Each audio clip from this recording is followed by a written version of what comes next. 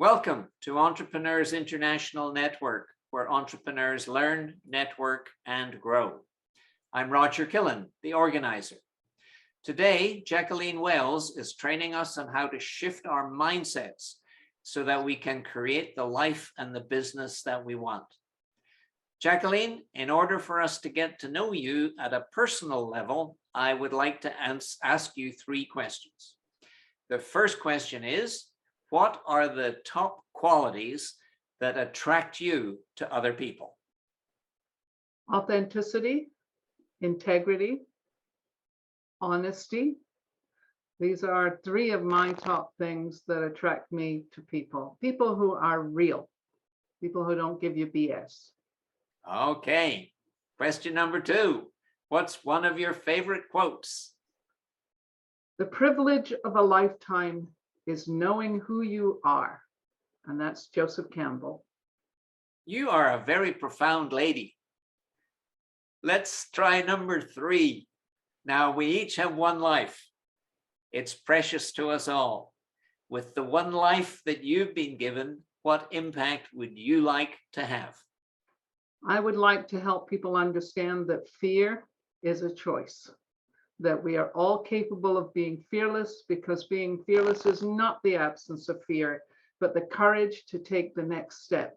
And in fact, fear matters to your success simply because it's a signal for growth. Oh, more profound. I love it. All right, participants, now it's your turn. Please turn on your video.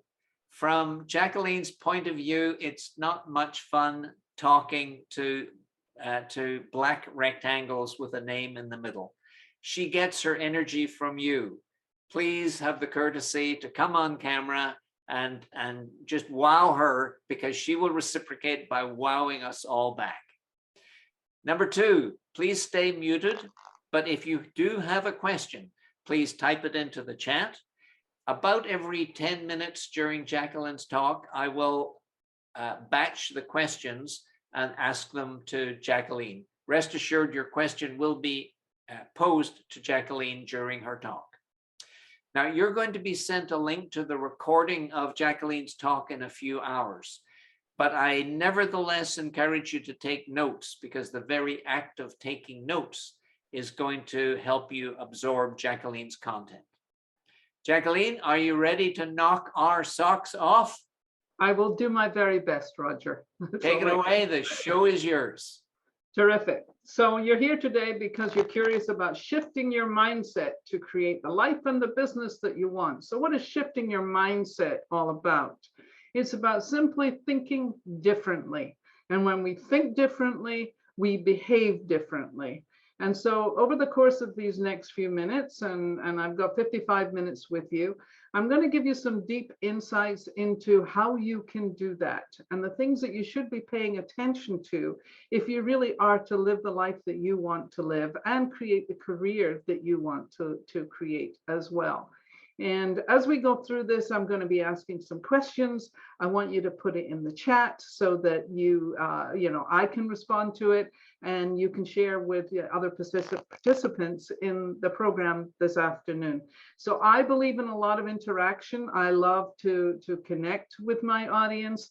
And so there's a lot of information here. As Roger said, take notes, because you will not remember all of this. And if something hits you as fairly profound and manages to change your way of thinking about a certain thing, then absolutely make a note of that, and we'll go from there. But I think this is going to be a very lively session. So let me start first of all with who am I? So I've been coaching and advising now for 17 years. I am also a certified consultant for human synergistics behavioral assessments, accredited consultant for global leadership wellness, and I'm the author of 3 books, including The Fearless Factor at Work, When the Crow Sings, a novel, and coming up next, The Fearless Factor, Women Leading the Way. And as you can see from this, I also hold a black belt in Shotokan Karate. I'm a professionally trained singer, and I've lived on 3 continents. And I'm now, and have been for quite some time, mother to 4 amazing adults. So that's really my background in a nutshell. There's a lot more story than what's here in these bullet points, but I think that's enough to give you a flavor of who I am. So let's ask the first question. What needs to change? Now, there are certain things here you can see, which is that, you know, you've reached a brick wall. You're concerned about not having the right goals. Are you procrastinating? And do you think you're going to be happier if you have more social success and more money? Well, that depends on how you're actually thinking about life. And what I like to say about success is it's not dependent on the stuff. It's dependent upon how you actually feel. And we're going to dive into a lot more of what that is. And I think I'm still being gatekeeper here, so I'm going to put myself over there. So here we go. There are three things you need to. Jacqueline, I'll take over the admit button. Brilliant. So three things to think about. Start where you are. You know, we're always focused on over there. We got to get over there, but we got to think about here, right now. Where are you? We need to also dare to dream. And I don't just mean dream, little dreams. Dream big. Think about all the things you can actually do that is much, much bigger than you give yourself credit for. Much more than you think you're even capable of. And when you stretch yourself like that, and you face the fears, by the way, because that will show up big time, loud and nasty in your face, in your ears, in your head. We'll talk about being in your head in a little while. That's what I want you to do. You've heard about BHAGs, big, hairy, audacious goals. Set them. And even if you don't reach the moon or the stars, you actually have gotten a lot further than you think you can get. The third piece of this, of course, is take action. You've got to be in action, because a dream without actions is simply wishful thinking. You might as well just sit where you are in your safe little space. And if you're going to be an entrepreneur, you've got to take the risks, and you've got to push yourself beyond that comfort zone. Because as I like to say about change, get comfortable being uncomfortable, because that's what this business is all about. And every single one of you on this call today knows that. Like it or not, it is what it is. So where do we start? So where are you now? Are you satisfied with where you're at? Or do you feel like you could do better? I would imagine that since you're here, the answer to that is you probably think you can do better. Where do you want to go? That's another big piece. Again, that's tied into your vision. And then, of course, we have to look at what obstacles are getting in your way and how are you going to overcome these obstacles. So I want you to think about that right now. And if you want to put something in the chat, you know, let's start with one thing. Where do you want to go? What is it that you want? How do you see your vision for the future? Do you want to plug something in there? 2 or 3 words. Nothing significant. Love to hear from you.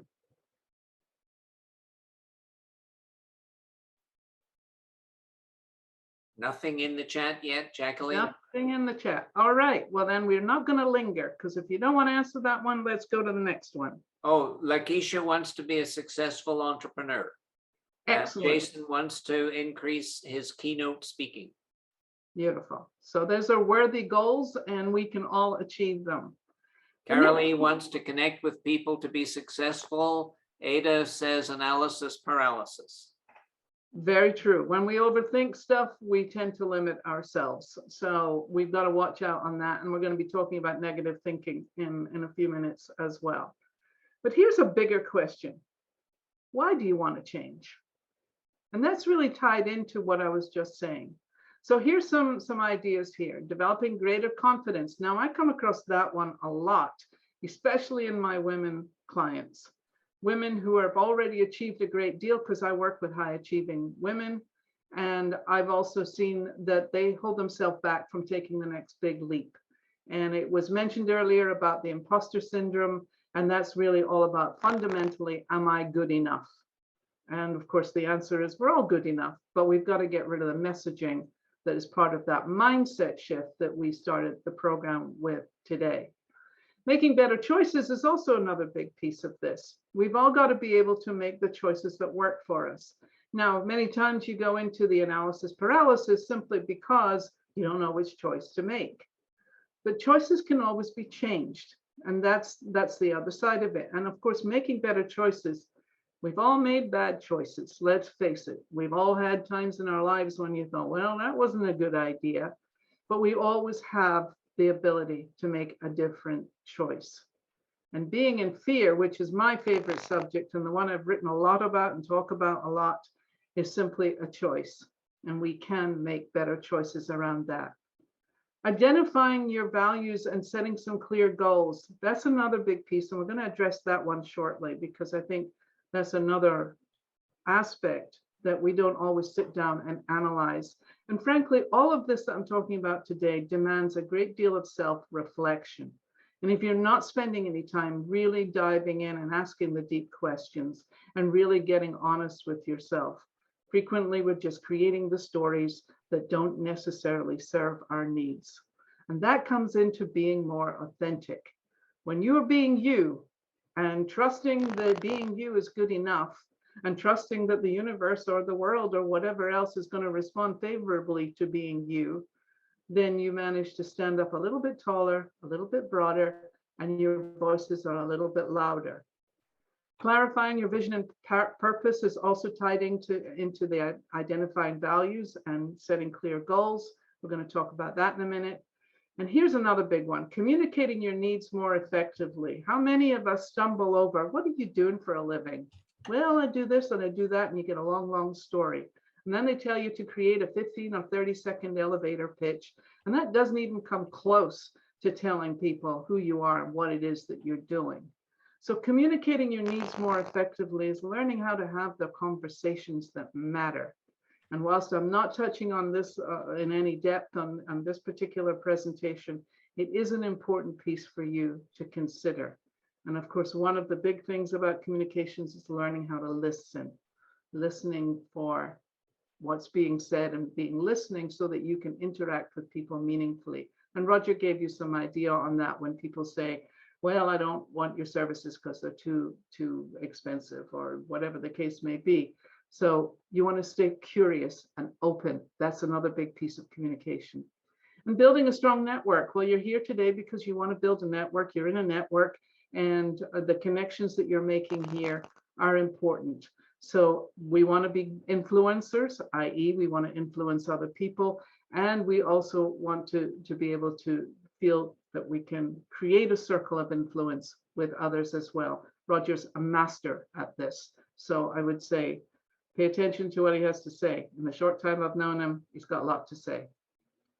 All right, so let's go to the next one. The power of the brain.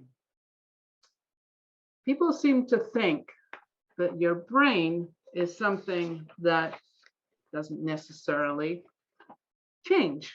You've heard the old adage of you can't teach an old dog new tricks. Well, that's the biggest bunch of BS that ever was spun by people who really couldn't think further than their nose, frankly. Your brain is constantly renewing itself. It's a muscle. And if you go to the gym and then you don't go to the gym, your muscles will atrophy. And if you're not using your brain, it will atrophy. So we as entrepreneurs are constantly challenging ourselves to think differently, to do things differently, to take a different approach, to find ways to get people engaging with us. So our brains are actually pretty damn good for the most part. But again, change your thinking and you will change your life, as Dr. Wayne Dyer once said. Your brain is definitely a piece, and it's a magnificent part of your body. And as it says on the end, neuroplasticity, the brain is constantly resetting itself. Now, here's the thing about the brain. I like to say most of us operate on default levels. We have thinking that basically that's what it is. And, you know, we get stuck in a channel. So if you think of the brain as these little crenellations, they're little channels all around. When you're thinking differently, when you're challenging yourself to think differently, you're setting new neural channels. And that's a really important piece right there. You're not the same person you were maybe a year ago or 2 years ago. And certainly we've all changed in the last 2 years. But when we think about how we've changed over the years, your brain has changed too. Believe it or not, I used to think I was a really stupid person. And I thought that way until I was in my mid-30s, until it was pointed out that I wasn't anything but. I was smart. And now I know I'm smart. But for a long time, I played into, I don't have a brain. Well, I do have a brain and I know how to use it. And so do you. So we can change if we want to. And this is a big piece right here, if you think about that. You've developed habits over your lifetime. As I said earlier, ways of thinking, ways of behaving, things that have served you to some degree, but may not be serving you at this point in time. So you have to start thinking about how you can change the patterns that are in your brain. And that's definitely quite doable, but it takes effort. So I just want you to think about that. Training your brain takes effort. We can't be lazy about it. Like, nope, don't want to go down there. So let's look at this next slide because this is an important one. In a study done at the University of Chicago, they found that 70% of our day is spent in negative thinking. Think about that for a minute. 70%. We frequently put our attention on the negative and ignore the positive. And that's a piece that I think most of us can probably relate to. People think in black and white. It means that they filter things into positive and negative, perfection or failure, right or wrong. And when there's no gray area, life becomes very polarized. It's not what people say to you that is a problem, because people talk. It's really all about how you talk to yourself. And that means that you've got to change the messaging. Jacqueline, are you ready for a question? I am, absolutely. Question from Leslie. The brain is one thing. The mind, is it the brain or something different? No, it's the same thing. It's impulse. What is the mind but impulse? Thinking is impulse. So we're firing all day long. And right now your brain is firing like crazy, trying to take in the information that I'm giving to you. My brain is firing because I want to make sure that I'm delivering information that matters to you. And clearly I've put a lot of thought into this, because you can see from the slides, there's things to think about. So the brain and the mind are the same thing.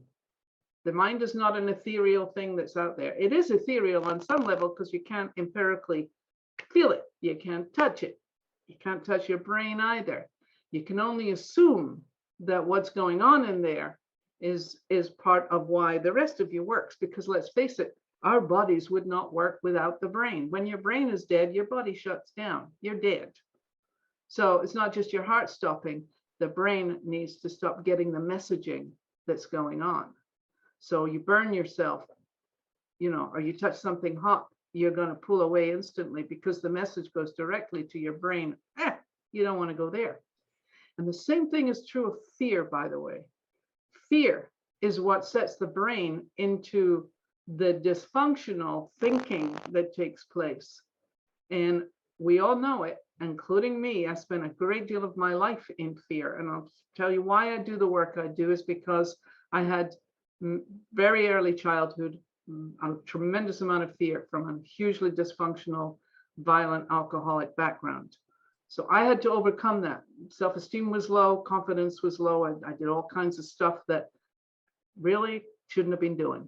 However, at the end of the day, I had to learn, reset my brain on positioning myself differently. And that's what I'm inviting you to do today. And this little exercise that you're reading about right now, even if you don't write it down, at least think about it, because that's an important part of this equation as well. Okay, 2 more questions. Kareem asks, what about subconscious mind versus conscious mind? Is the brain the conscious mind?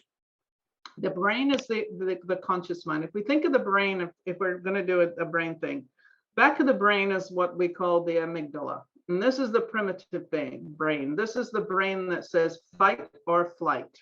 And if we're in that mode, then it's the back of the brain that's in there. And I'm not going to go into all the parameters of the brain. But here's the other thing about the thinking. It starts at the front of your head. It's called the executive function. It's the frontal lobe. That's where you make your decisions. That's where you make choices. That's where you get to move around in terms of decisions and anything else that you want to do. Executive brain. It's leadership. The front of your brain is leading you. The back of your brain has got the brakes on it, pulling you back or saying, get the hell out of here. The primitive brain, and as to your point, the conscious versus the subconscious. The subconscious is hard to surface. Absolutely. But if you know intuitively there's stuff that needs to change, then you're going to use your conscious brain, your executive function, to try to define what needs to change and how we're going to move forward. I hope that answers the question. It's a generalized answer, but that's the best I can give you at this moment in time. Is there anything else, Roger? Yes, Miguel asks, how about the mindset? How do you address the problem of a fixed mindset versus a growth mindset? Very, very good question. This is based on the works of Carol Dweck, who first brought she wrote a book called Mindset. And she talks about the fixed mindset as people who know what they know, they do what they do, and they figure that's just what life is. And there's a lot of people who live their life that way. The growth mindset says, I know what I know, and I've had these experiences that have, shown me different ways of thinking and being. And I'm always open and curious to be able to explore other things. Now, entrepreneurs, as a rule, have a growth mindset. We have to. People who get stuck in jobs that are all about status quo and they don't want to shift or budge, that's the fixed mindset at work right there. So we have to, we all get into both sets at some times or another. But the growth mindset is the one that will give you the greatest opportunity to expand your mindset, expand your behavior, and really start to create the life that you truly want. I definitely feel like I'm a growth mindset person. Roger, I'm pretty sure you are too, because we're willing to explore. We're not willing to just accept that that's what it is. Is there anything else? No further questions. Back to you, Jacqueline. Okay, so what can you do to change your mindset? Okay, first one is find the strength to fully claim your authority. Now, what does that mean? That means that I'm confident enough to know who I am. Remember the quote I said to Roger, the privilege of a lifetime is knowing who you are. That was Joseph Campbell, famous mythologist, had an awful lot to say about human behavior based on studies of different cultures around the globe over pretty much the entire existence of humanity. So claiming your authority, finding the strength to fully claim your authority is truly about developing your confidence to say, I know who I am, I know what I am bringing, and I know that I can make a difference. Because after all, that's why we're all in business. We want to make a difference. It's not just about making money. Some people it is, but for a lot of people, they're driven by purpose. We're going to talk about that in a minute. The second one is develop the will to overcome the negative emotions holding you back. And the key word in that is the will. Do you have the strength of will to say, I can see and I can hear and I can understand these negative emotions that might be holding me back? So if fear is one of the main drivers of your existence, then you have to have the will to say no more. And here's what I have to say about fear. Unless you have empirical evidence, fear is simply a story you made up. It's just the stories we tell ourselves. So overcoming your negative emotions, when you hear voices in your head that are negative, ask who's doing the talking. Thinking about, who set that message there in the first place. I guarantee you it wasn't you. Building the courage to take the next step and discover and honor who you really are, again, is very much in line with those two things that I just pointed out to you. And shifting your mindset, well, that's the key right there. If you're doing everything that these first three steps say, you will create the desired success that you want. But it's work, and you've got to be diligent. I like to say there are 5 things that makes up for success. First is commitment. The second piece is focus. The third piece is discipline. The fourth piece is follow through. The fifth piece is consistency. And the sixth piece is perseverance. And as entrepreneurs, we need all 5 of these things running at all times. Commitment, focus, discipline, follow through, consistency, and perseverance. And when you fall down, you get back up again. I do not give up easily. That's my motto. Tell me I can't do it, I'll tell you, watch me. And I think a lot of you can probably relate to that. Anything coming up on that particular subject, Roger? All quiet on the Western Front. Okay. How am I doing so far? Thumbs up? Oh, wait. Having said that, somebody proved me wrong. Miguel wants to say, can you address how both mindset address the challenge to failure? I think plural. Can you address how both mindsets address the challenge to failure? So what is failure? Let's talk about that for a second. What is failure? It's a choice, a decision, or an expectation that did not go the way that you wanted it to. That's it. Failure is simply something that didn't work out. Period. Did it kill you? No. Will you get past it? Yeah. If you keep an open mind and you're willing to make some changes, then yes, that's it. We've all had failures in our life. And what I like to say is we're all failing our way to success. Think about that for a minute. Fail often. Fail to learn. Fail to grow. And the worst failure of all is the failure to try. You never know what's going to happen. And if it didn't work out, there's only one word for it: next. That's it. So in terms of mindset and failure, you got to wrap your head around the fact that it isn't fatal. And I hear it all the time. What's your biggest fear? Failure. Okay, great. How many times have you failed at something in your life? Yeah, probably quite a few. Did you get over it? Yeah, I did. Okay, good. Next. So I have a very blunt approach to failure. I think we dwell on it too much. I don't think we need to dwell on it. I think we need to say next and move on to what can we do differently.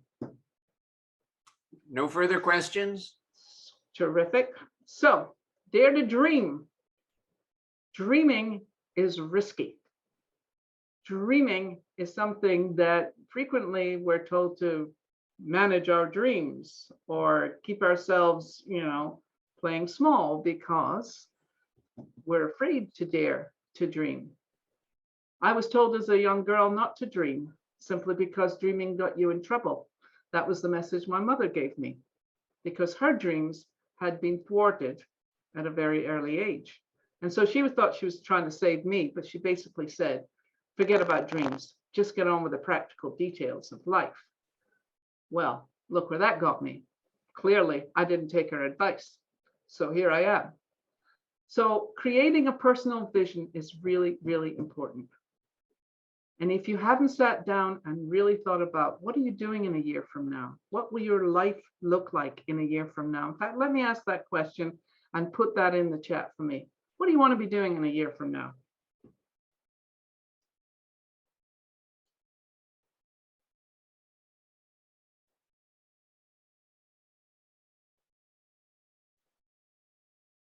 I want to be doubling my impact. I'm waiting for others to type into the chat.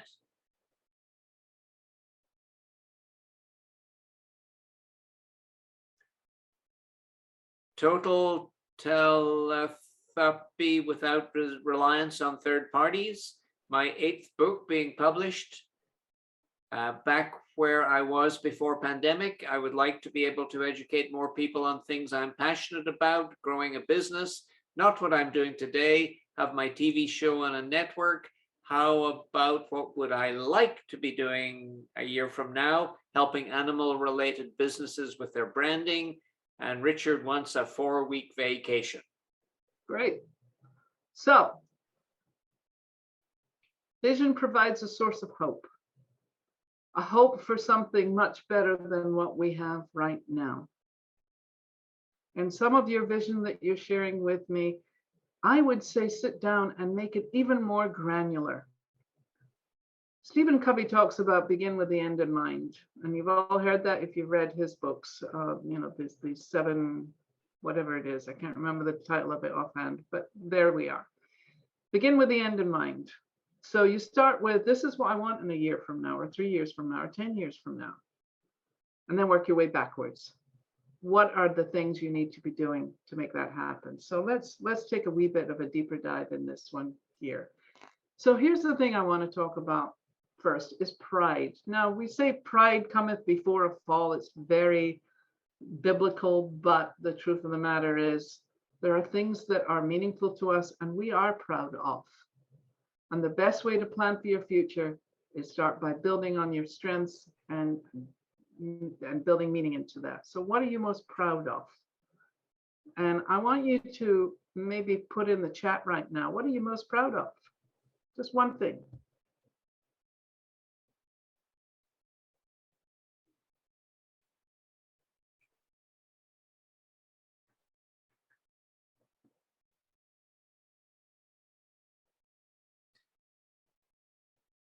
If I had children, I would hope I would be most proud of them, but in that absence.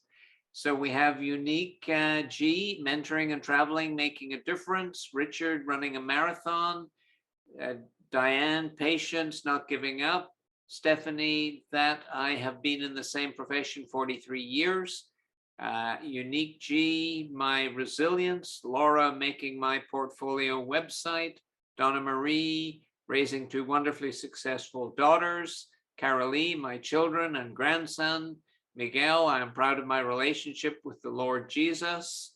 Azure, persistence and resourcefulness. Tracy Blue, my ability to help others and the patience and enjoyment while I'm doing it. Sherry, support of others to see them succeed. And Jason, proud to help his clients. Beautiful.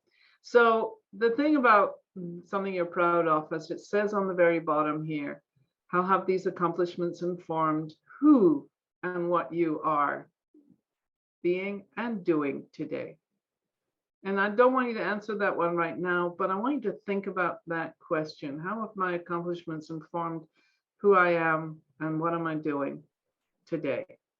And, I mentioned earlier, I've written 3 books. And the first book I wrote was a semi-autobiographical book based on family history.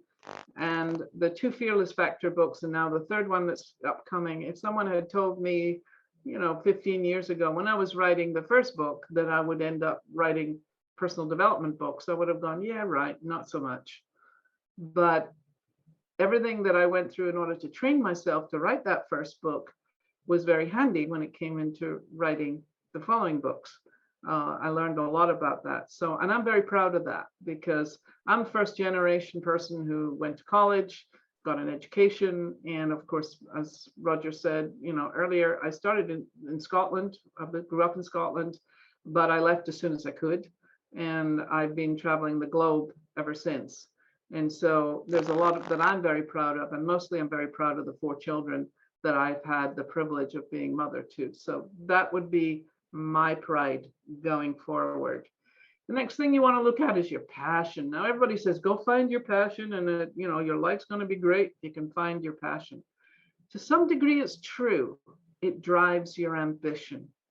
If you don't have a passion for what you're doing, you should not be doing it. I have super passion for what I'm doing. And as you probably can tell, I could talk about this shit all day long. But there it is. It's my passion to help change the world 1 person at a time. That's my goal. So I want you to think about what's your passion? What is that source of energy that gets you up in the morning and says, yes, let's go do it? Or you could wake you up in the middle of the night and ask you a question about it and you would be like, yeah, I got an answer. Whether you're tired or not, you got an answer. And you want to describe, what your passion is. So again, I'm going to ask you to be a little bit in the chat box for the moment. What's your passion? Just one word. Yeah, or a short phrase. Go ahead. Teaching and sharing information, creativity. I can relate to that one.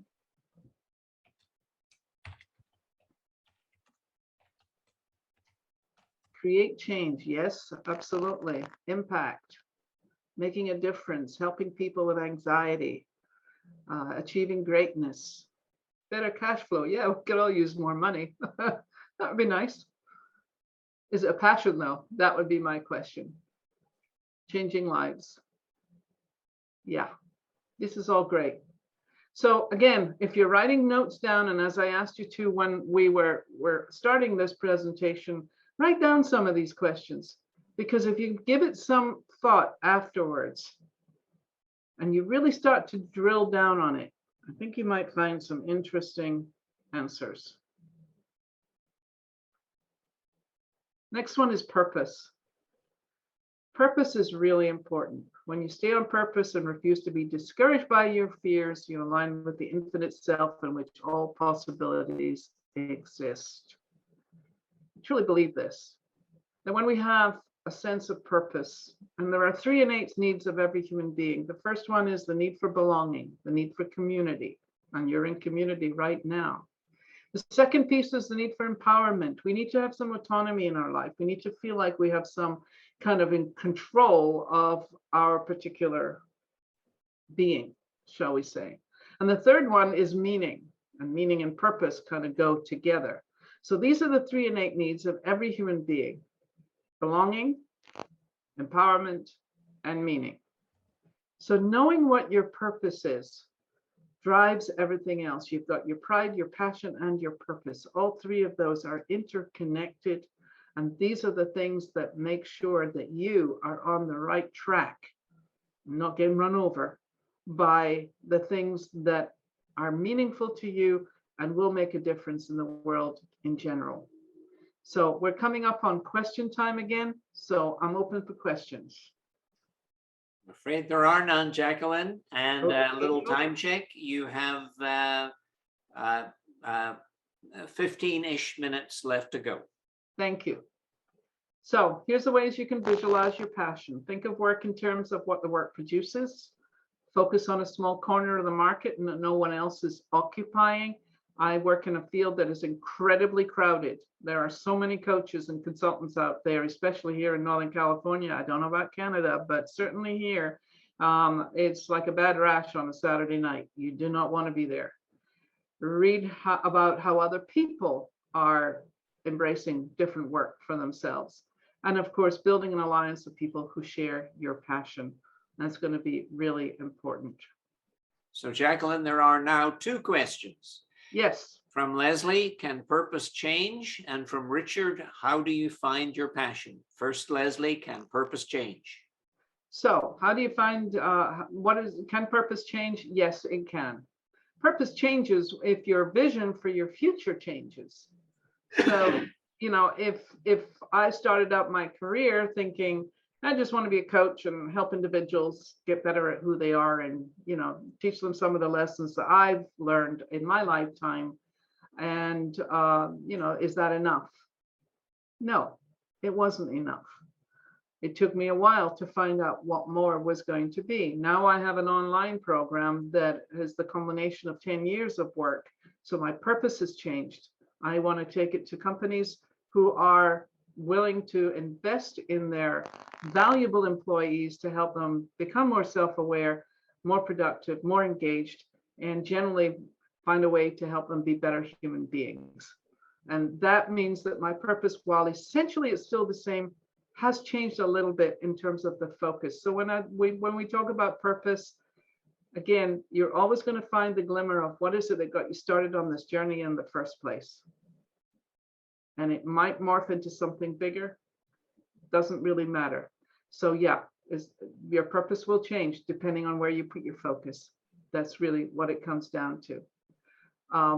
Finding your passion. Passion is an interesting thing. There's a book out there called The Passion Test. If you want to go check it out, that'll teach you a lot about passion. It's quite old. I think it's been around for about 10 years or more, but it's called the passion test. But if you're looking at your passion, what is it that really excites you? That's how you find your passion. I mean, this is my passion, teaching, talking about what I care about. That's my passion. And that's what your passion is too, because you like to talk about it. You like to engage in it. How many of you here love to cook? You love to cook. That can be a passion. Certainly one of mine. I love to cook. Pretty good at it too. What else are you good at? What are the things that make you happy? I took up knitting at one point. Yeah, it was kind of nice, relaxing, but nah, it wasn't really what it was going to ring my bells. Not my passion. So think about that. I did martial arts for years. That was a passion. I loved it. I loved having fights with people. It's in my nature. So think about the things that are absolutely ringing your bell. There's your passion right there. And if it really matters to you, put more time in it. Richard Figure out wants, how you can use it. Richard wants to know how you find your passion. And as you answer Richard, Donna Marie would like you to return to the passion, pride, purpose slide. Okay. So how do you find your passion? Well, it's pretty much what I just said. You know, sit down and make a list of the things that you get excited about. What do you like to do? Who do you like to be with? What do you like to do when you're with people? You know, these can be passions as well. So it's really about identifying, as I say, that spark of energy, that insight, that sense of there's something more than me, by the way. So it's varied. I don't know who you are and what really matters to you, but if you want to tap into what's my passion, really the simplest thing I can say to you on this is what gets you excited. Nadine wants to know how you overcome procrastination, and Donna Marie would still like you to return to the pride, Okay. passion, purpose slide. Let me see if I can get back there. I'm going forward. I want to go back. Here we go. This one? No, Is that one further. The pie chart. There you go. That's it. Okay, so while that's displaying, Nadine wants to know how to overcome procrastination. So what is procrastination? Procrastination is, we all do it, frankly. Procrastination is something that, you know, some people love to procrastinate long enough because they love deadlines. And when you got a deadline in front of you, you'll go for it. Procrastination is frequently on tasks that you really don't want to do, in which case, if you can afford it, go find somebody who does want to do it. It's not your bag. So you go find somebody else who loves what you do. I have an assistant who loves all this online, figuring out the complexity of automated systems. I can't stand dealing with this. I don't like spreadsheets either. They give me nausea every time I look at a spreadsheet, and some people love them. I look at a spreadsheet and I go, ew, that's a lot of information in one go. I'm a creative. I'm a big picture thinker. Give me a big vision. I'll type up a Word document before I'll open an Excel spreadsheet. So you have to look at it in terms of what are you procrastinating about? And how is it serving you? Because clearly a lot of procrastination creates worry. It creates a sense of you know, I'm failing at something. Procrastination is frequently because I don't have all the answers, which is another reason. So procrastination is a mindset. And as I said, some people love procrastinating because they work better under the stress of it gotta get done now. Tomorrow, I've got to have this presentation out. I used to be that way. I'm a little bit better about it at this point. But that's the real deal on procrastination.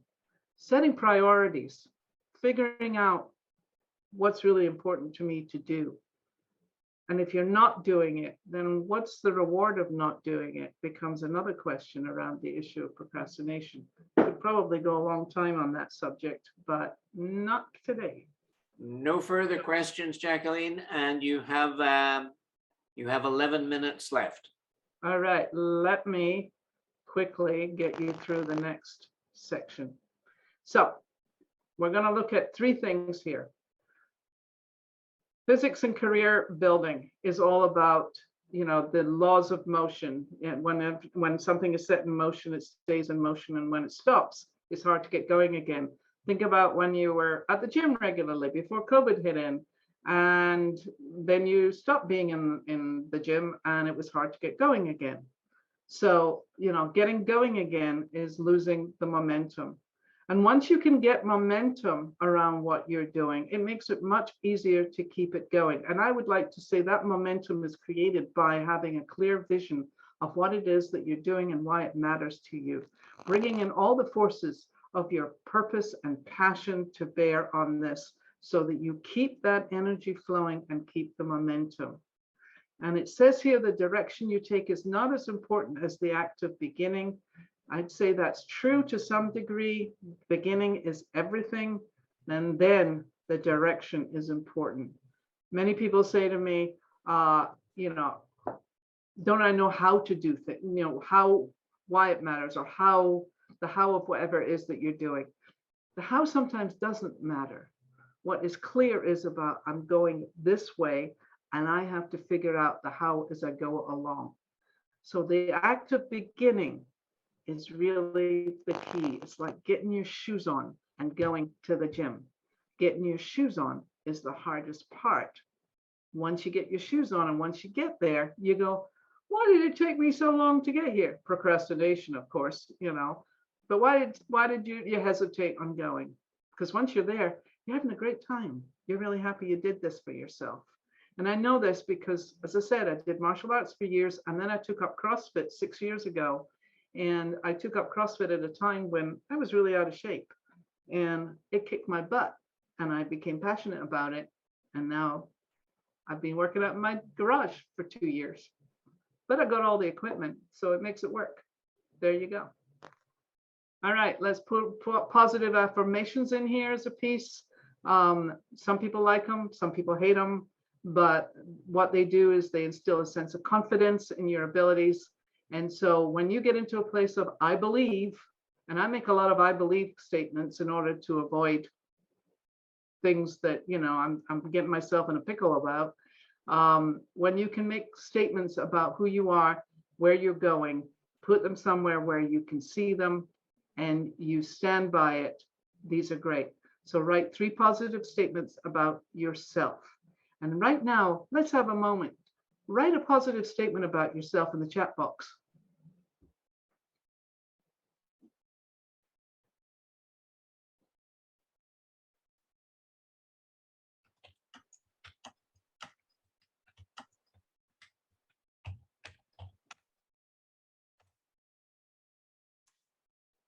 I am optimistic. I am caring. I love, think, and grow rich. I approve of myself. I am creative. I am a great ideator. I love to achieve success. I don't give up. I am wonderfully creative. Seriously, my pen just ran out of ink. Okay. I am creative. I'm authentic and creative. My unique ability to articulate complex concepts simply. I love myself. I love it. I love it. And so here's the thing that I would say to you. If you truly believe this, don't hesitate to think about that, and maybe even write it on a Post-it note and put it where you can see it in case you get those days. And we all get those days as entrepreneurs where you wonder, why am I bothering with this? I don't seem to be getting any traction. I don't seem to be going anywhere. But there is a piece here about helping to keep you motivated, keep you moving forward. And yes, I love that APB is fearless, because here's what I like to say, and I said this at the beginning, just a reminder, being fearless is not the absence of fear, but it's the courage to take the next step. Because even in high achieving women that I've worked with for many years now, they still have the fears, and that imposter syndrome still shows up, and they're still trying to prove themselves. And this is a big piece right now. So being fearless is, yeah, I know there's fear there, but I'm going to get to the other side of it. There's a can-do attitude, and that's what makes it work. So what you can do today, start today by looking for an opportunity to express your passion.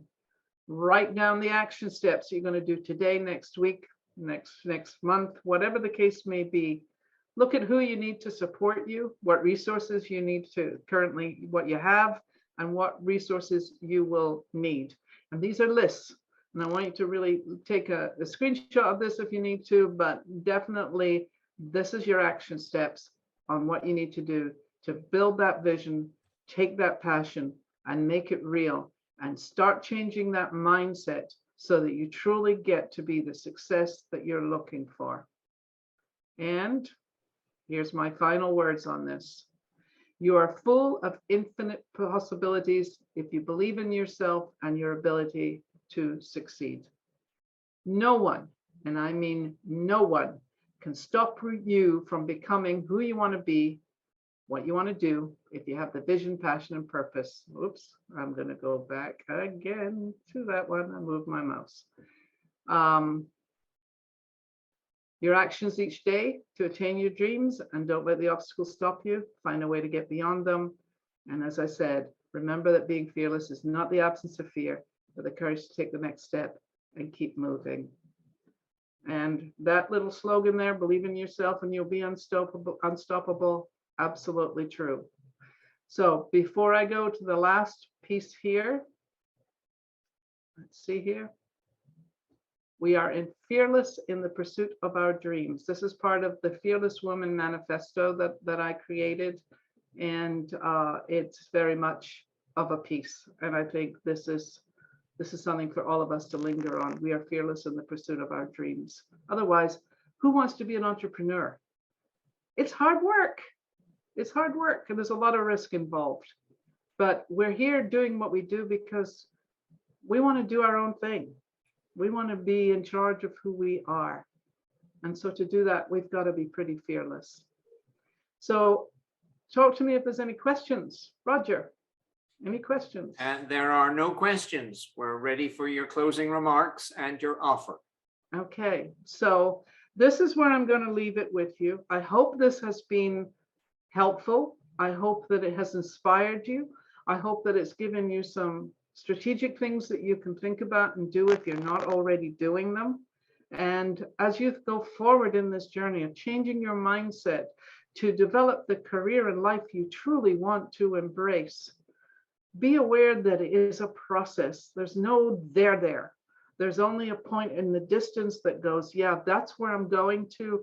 And then when you get there, there is another mountain right on the other side of it, because that's the nature of life. That's what we do. And as I used to say when I was hiking mountains, including those in Canada, you're going up a big hill, just keep taking it one step at a time, and we go from there. So that's my presentation for you today. And whoops, I'm going to take you into the last one. So here's what I want to offer you just for today. I want you to book a call with me for 30 minutes to help you identify the changes you need to make to accelerate the success that you truly want. Now, I want you to let you know that this is not a coaching call. This is simply an informational piece right now. Like all of you, I'm certainly open for more coaching clients, and I'd be very happy to talk to you about that if that's what you're looking for. And I also have an online program that is absolutely built to create greater self-awareness and really get you reflecting on the things that matter to you. So if you're interested in this conversation, I want you to book a call with me today, right now. And I would also suggest that if you want to go to my website, jacquelinewales.com, and you want to download my Inner Game PDF, which is available to you, that's another option. But this offer is for today only. So don't hang around. Don't, wait until my calendar is too full and you can't get in. Jacqueline, I'm getting questions asking, is the charge $197? No, it's free. It's totally free. I'm giving you this as my gift for you because I want to see you succeed. So it is totally free, not charging you for this. But as I say, it's not a coaching call. Just want to help you get some clarity on what it is you need and how you're going to get there. Great. So that's it. Thank you very much. On behalf of 80-something thousand of us, wow, you sure covered an awful lot of territory. Not simple territory, but you have a remarkable knack of taking the complex and making it very simple, very actionable. And for that, EIN and our members, thank you to the moon and back. Thank you very, very much. Well, thank you, Roger, for having me. I truly appreciate it. It's been a real pleasure to be here with all of you today and share the information that I'm passionate about and truly believe we can all change the world one person at a time, and we can do it together.